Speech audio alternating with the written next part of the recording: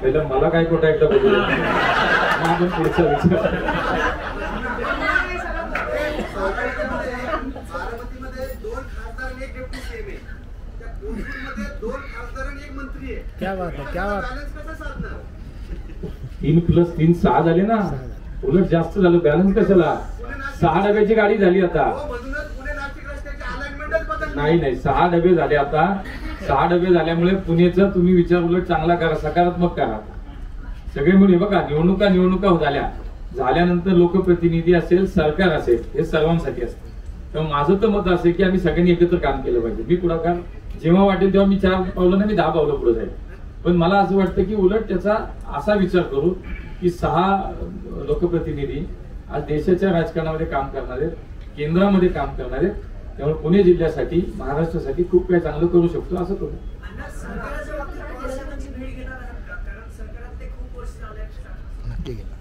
ज्या वेळेला मला असं वाटेल की खरंच मला एखाद्या विषयावरती काम करायचं आणि मला काही लोकांना भेटायचं ज्याच्यामध्ये मला चांगली माहिती होईल, मला भेटायला काहीच अडचण नाही. सर्वसामान्यांना परवडेल अशी विम्याची तिकीट असेल नाही.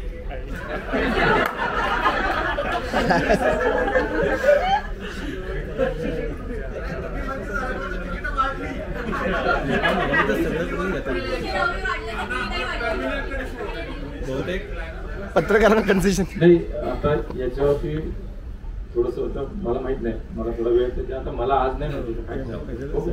आमच्या कॅबिनेट मिनिस्टर जे आहेत त्यांनी त्या दिवशी घोषणा केली आहे, खूप चांगल्या पद्धतीनं सर्वसामान्य माणसाला परवडेल अशा पद्धतीनं विमानाचे दर, तिकीट दर हे निश्चितपणे त्याच्या आवाक्यात येतील यासाठी आम्ही काम करणार आहोत. मला असं वाटतं की आमच्या मिनिस्टरनी त्या दिवशी चार्ज घेतल्यानंतर पहिल्या लगेचच हीच कमेंट केली आहे, हाच मेसेज दिलाय. मला असं वाटतं की ठीक आहे, लगेच बोललं म्हणजे आज झालं उद्या लगेच त्याच्यात काही विषय आहेत, काही अडचणी आहेत का, तांत्रिक काही हे आहेत का, काही नियम करताना त्याला कुठल्याही पद्धतीची वेगळी अडचण आहे का, हे सगळं बघावं लागेल. बाबा काय ते बोलत होते?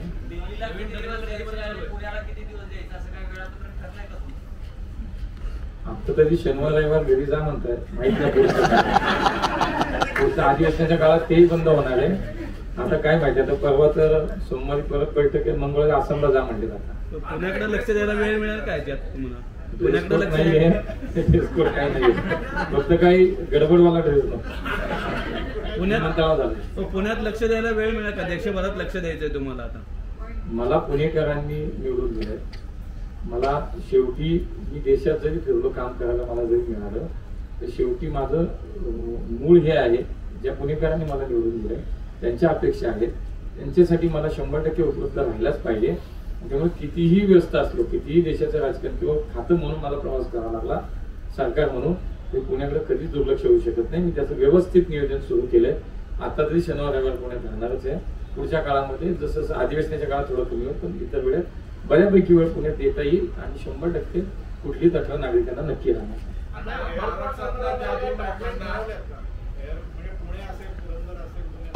कामाचा विषय ना, मी सांगतो, हे सगळं झालं की सांगतो. माझ्याकडे 2-3 सांगतोय, दोन्ही तिन्ही विषय सांगतो. महाराष्ट्रातलं 2 लोकांना मंत्रिपद मिळतं, त्यात तुम्ही म्हणजे मुळात असं आहे की आपलीच निवड का असा प्रश्न तुम्हाला पडला का, आणि त्यांनी काही तुम्हाला सांगितलं का? कारण आता नारायण राणे सारखे विद्यमान मंत्री त्यांना बाजूला ठेवून तुमच्यासारख्या व्यक्तीला मंत्रिपद दिलं जातं.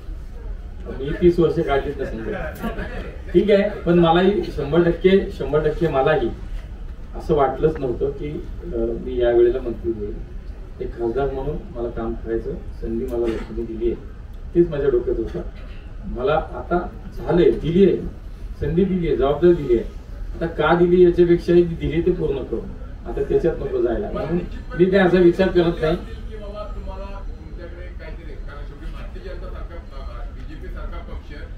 पक्ष नेतृत्वाला 5 मिनिट तुमच्याशी बोलूनच सांगणार तुम्हाला की बाबा तुझ्यासाठी हे काम दिलंय. नाही, आता तरी करायच्या अगोदर काहीच बोलले नाही, आता केल्यावर बोलते की काय काम करायचं आणि मला जे दिलेलं काम असेल मला असं वाटतं ते मी जर नीट केलं पाहिजे आणि मी नीट करीन, मी चांगलं करीन असा कदाचित विश्वास पक्ष नेतृत्वाला असावा, म्हणून त्यांनी मला संधी दिली. पुण्याहून काही महत्वाच्या शहरांना डायरेक्ट फ्लाईट आहे, पण अनेक महत्वाची शहर अजूनही जोडली गेली नाही. उदाहरणार्थ पुण्यावरून अयोध्येला अजूनही डायरेक्ट फ्लाईट नाहीये. तर अशाच पद्धतीने स्लॉट वाढवण्याची मागणी खूप दिवसांपासून होती पुण्याची, त्या संदर्भात आपलं काय धोरण आहे? नाही, जितकं त्याच्यामध्ये आपल्याला लोकांच्या अपेक्षा पूर्ण करता येईल, जितकं त्याच्यामध्ये काम करता येईल ते करायचं आहे. फक्त त्याच्यात जे काय तिथल्या आता अडचणी आहेत त्यासाठी पहिले तिथले छोटे छोटे विषय ते संपले पाहिजेत. आपल्या एवढं एक मोठं काम आहे की आपल्याला रनवेचं एक्सपान्शन करणं, हे झालं तर आपल्या इंटरनॅशनल फ्लाईट्स किंवा फ्लाईट आपलं ते सुद्धा वाढणार आहे. तर त्याच्यासाठी काय करायचं ते मी आता थोडंसं तुम्हाला सांगायचं आहे.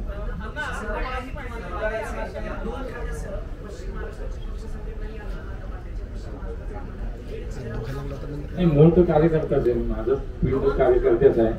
त्यामुळे पक्ष सांगितलं की ते काम करायचं.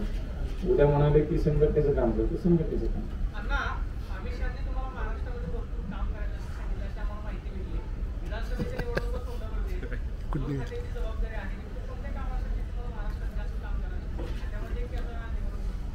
कमी अधिक असं नाही ना म्हणता येणार. दोन्ही खाती दिले, दोन्ही खात्यात काम करायला लागेल. तेव्हा कमी अधिक असं होणार नाही. मग दोन्ही खात्यांना न्याय दिला पाहिजे, दोन्ही जबाबदारीने न्याय दिला पाहिजे. असं काय होत नाही की तुम्ही याच्यात जास्त करणार नाही. तेव्हा दोन्हीकडे काम करायला लागेल. मी तुम्हाला देतो ती माहिती सगळी. करण्याचं म्हणजे आता तर चार्ज घेतलेला एकच दिवस झाला. हा, चार्ज काही एकच दिवस झाला चार्ज घेतलेला. त्यामुळे आता थोडं तुम्ही फार काही रोज आठवड्याला भेटत जाऊ.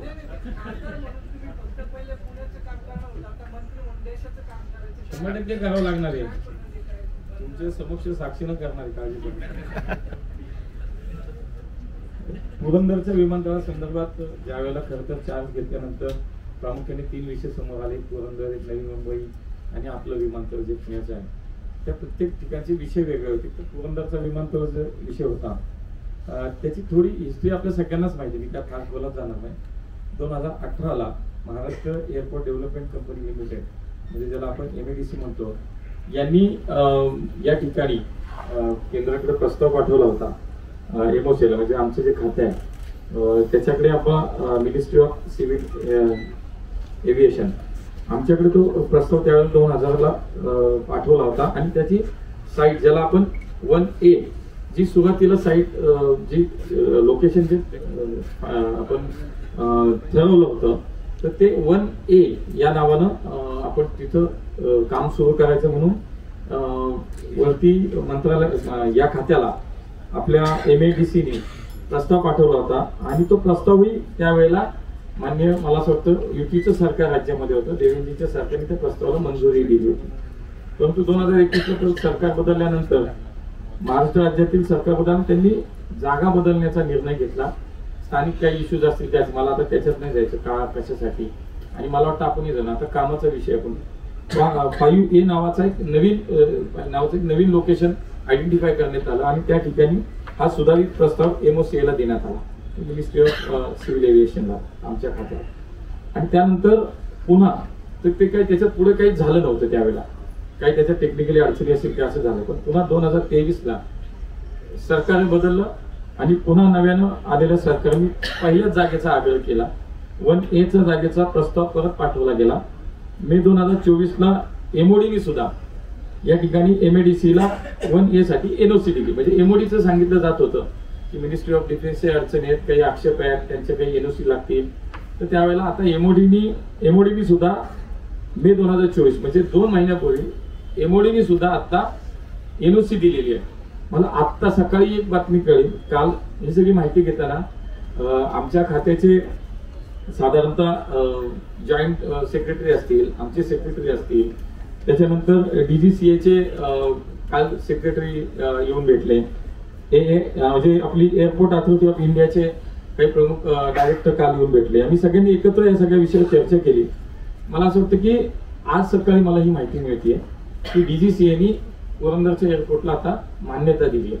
त्यामुळे director general of civil aviation ही खरं तर अथॉरिटी आहे, यांच्या माध्यमातून त्याला मान्यता दिली जाते. आज सकाळची माझी माहिती आहे. आता मी परत उद्या गेल्यानंतर परत याच्या मागे लागणार आहे. तर आता पुरंदरचं विमानतळाचं जे पहिलं लोकेशन होतं ते जवळपास निश्चित झालंय. मला असं वाटतं की MODने सुद्धा त्याला NOC दिली आहे आणि आता DGCAने सुद्धा मान्यता दिली आहे.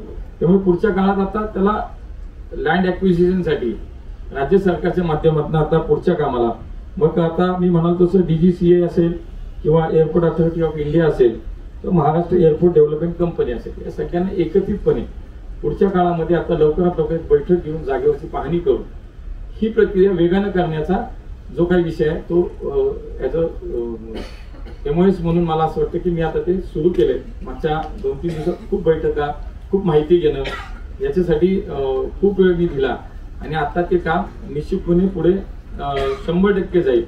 जॉईंट सेक्रेटरी हे सगळ्या लोकांना आम्ही काल बसवलं, त्या पुरंदरच्या विषयात सगळी कागदपत्र काढायला लावली आणि त्या कामाची सुरुवात झाली, त्याला हालचाल झाली आणि खऱ्या अर्थाने मी केली म्हणून नाही, पण चालू होतं ते काम सगळं.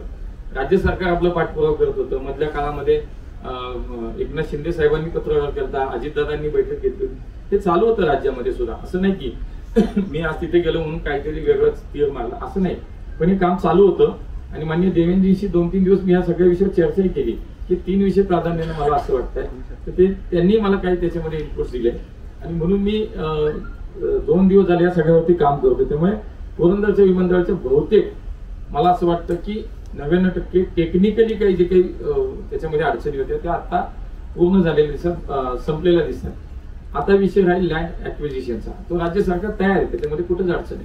त्यामुळे ही प्रक्रिया वेगानंच सुरू होईल, मला याच्यात आता शंका वाटत नाही. एक दुसरा विषय जो होता पुण्याच्या आपल्या विमानतळाचं रनवेचं एक्सपेन्शन, आता याच्यामध्ये सुद्धा खूप दिवस काम चाललंय.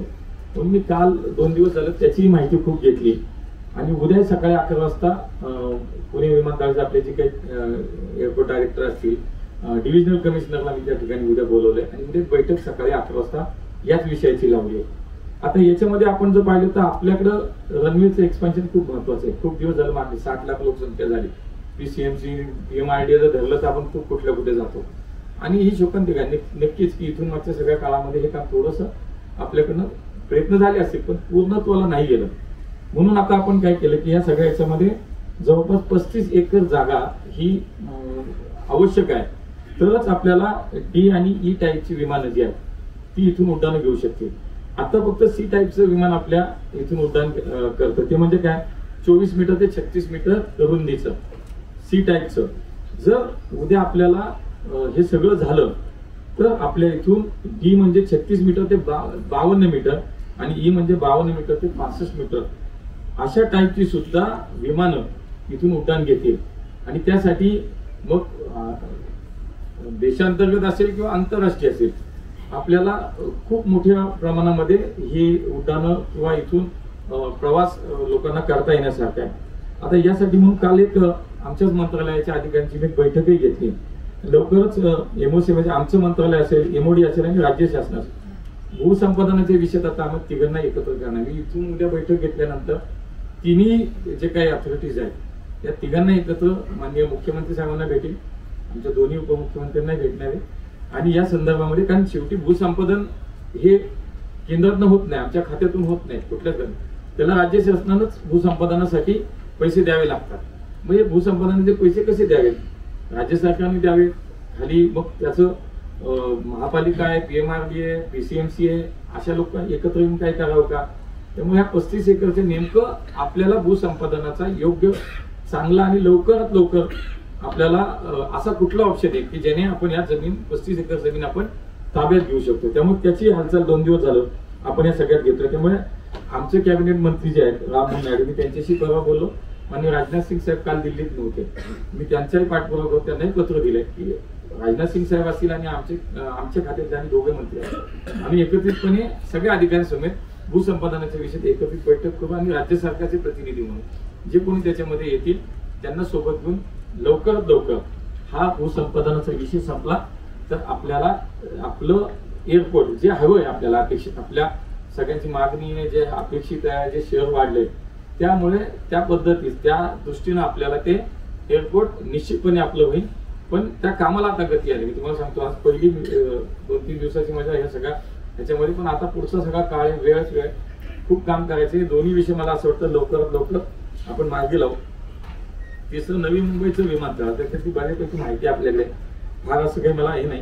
कालही त्या बैठकीमध्ये मी याही विमानतळाचा आढावा घेतला, कारण उद्या पुरंदरचं विमानतळाला थोडा वेळ लागेल, पण नवी मुंबईचं जर आंतरराष्ट्रीय विमानतळ लवकर झालं तर आपल्याला पश्चिम महाराष्ट्रालाही त्याचा खूप मोठा फायदा होणार आहे सगळ्यांना.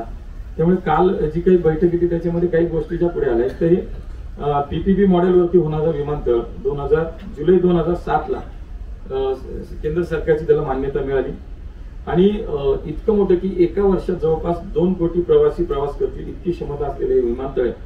आता काल जर मी पाहिलं ते बघितलं जवळपास 71% काम विमानतळाचं पूर्ण झालेलं आहे. खरं तर डिसेंबर 2024 ला विमानतळाचं काम पूर्ण होणं अपेक्षित होतं, पण एकूण सगळी माहिती घेता असं लक्षात येते की मार्च 2025 पर्यंत त्या एअरपोर्टचं काम पूर्ण होईल. अशा काही जे काही चालू आहे काम त्या पद्धतीनं विश्वास वाटतो. उर्वरित कामं जी आहेत ती वेगानं पूर्ण करणं आणि लवकरात लवकर नवी मुंबईचं एअरपोर्ट ते पूर्ण करण्यासाठी म्हणून जे काही गेल्या 4-5 दिवसात मला वाटतं त्याच्यावरती थोडंसं काम मी केलं. शिवाय काल आपल्या टर्मिनलचा विषय, बरेच दिवस झाला आपण टर्मिनल झाले पण ते चालू होत नाही. तर त्याच्यामध्ये 2 विषय होते.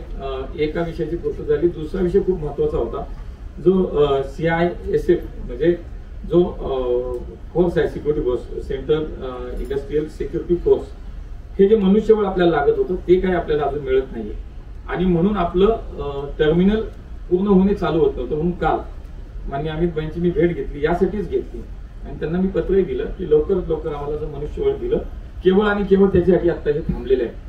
त्यामुळे आम्हाला मनुष्यबळ लवकर द्या, आमचं टर्मिनल सुरू करायचं. त्यांनी तात्काळ मला सांगितलं की मी लगेच करून देतो. ते पत्र लगेच त्यांनी त्यांच्या PS ला बोलवलं, पुढे दिलं. मला असं वाटतं की ते जर मनुष्यबळ आपल्याला लवकरात लवकर मिळालं तर आपलं टर्मिनल सुद्धा मला असं वाटतं की जास्तीत जास्त एक पुढच्या काही दिवसामध्ये, मी तर महिन्याने काही दिवसामध्ये आपलं टर्मिनल सुरू होईल. अशा पद्धतीने 2-3 विषय होते जे पुण्याच्या या तिन्ही विमानतळाच्या संदर्भात होते. मला आता सुरुवात आहे, मला प्राथमिक स्वरूपात जे काही करायचे ते ह्या 4-5 दिवसात हे सगळं केलं.